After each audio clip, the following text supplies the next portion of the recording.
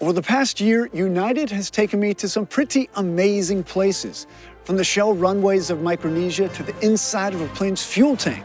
But now, it's my turn. We're going to some of my favorite places United flies on this episode of Big Metal Bird. As a scientist and someone who documents the world, I've been lucky enough to travel to over 30 countries, and my absolute favorite places have been the wildest places, which is why I love Iceland so much. It's amazing to be surrounded by so many natural wonders. Later, we're going deeper into what makes Iceland such a unique and wild destination. But first, we're going to be exploring some of the wild places I've been around the world. Let's hop on a United flight back to the USA, where my love for the great outdoors first began. The Everglades, the Rocky Mountains, Yosemite are some of the most wild places on Earth. The US is incredibly biodiverse. We have a lot of wildlife around, and that's where I first learned my love for exploring the world. From the majestic mountains of the US, I'm headed to the tropical rainforest of Ecuador. One of my favorite habitats in the world is the cloud forest. Mindo, Ecuador is the spot if you want to go experience it. Imagine the most idyllic, mystical rainforest possible, something you'd see in the movies. That is what Mindo, Ecuador looks like. There are rolling slopes, there are clouds going through, there's mist, there's plants growing on plants growing on plants. You will see flowers and hummingbirds and butterflies. I'm a huge fan of blue morpho butterflies. The first time I saw one, I thought somebody had flashed a camera in the rainforest. When you see one flying down a river or flying down a trail, it just takes your breath away. We're headed to Peru, where we could take a United flight to the land of discovery. You take a flight, then you take a bus, and you go upriver. That's how you get to the truly remote areas of Peru, where it is just you and the rainforest and the wildlife. They're just some of the most wild things you could ever imagine. They're out there, and you will never forget the first time you see some of these incredible animals. Every day, you could see something you've never seen before, and potentially nobody in the world has ever seen before. Oh my gosh, it's a baby tapir. If you think tapirs are cool, next I'm headed to New Zealand. When you think New Zealand, you're gonna think sheep.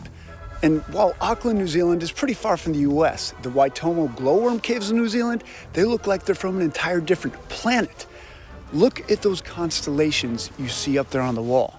Those are actually the New Zealand glowworm's gooey glue. Glowworm's gluey goo.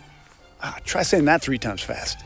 New Zealand was amazing, but now it's time to show you my absolute favorite wild destination of them all, Iceland. I'm in the land of fire and ice, Iceland, where the sand here is black from millennia of volcanic activity, and the views, they are just absolutely unreal.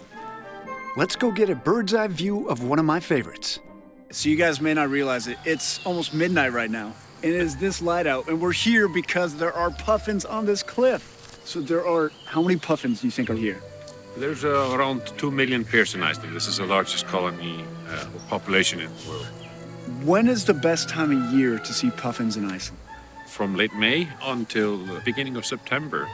Are puffins literally the cutest bird in the world? Absolutely. Scientifically proven, puffins are the cutest bird in the world. Let's chill out for a bit and check out a glacier. Hey, right now I am at Sólheimajökull. Sólheimajökull. Sólheimajökull. Sólheimajökull. So what can you tell me about this glacier? So this glacier is an outlet glacier. So it's like a baby glacier, and then we have the big mama glacier in the middle. And what do we have around us here? In front of us is a volcano called Katla. Katla. Yeah. That one's easier. Easier, I got it. What do we not know about Iceland that you want people to know? Well, we have, of course, a very cold ocean, but we swim in it all year round. You go swimming in that? Yeah. I'll pass on that, but can you take me someplace cool for lunch?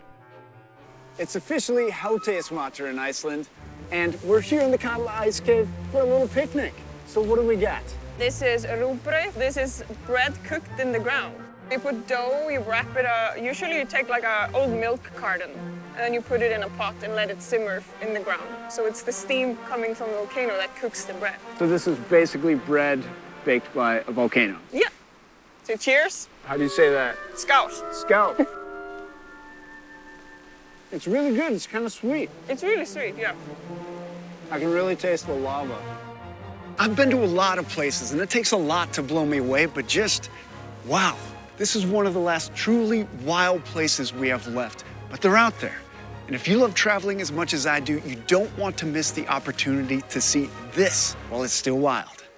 5 destinations down, and who knows where they'll send me next. I think we should go to Alaska to see the Northern Lights, rappel into a volcano in Guatemala, shear a sheep in Scotland, hike across the outback.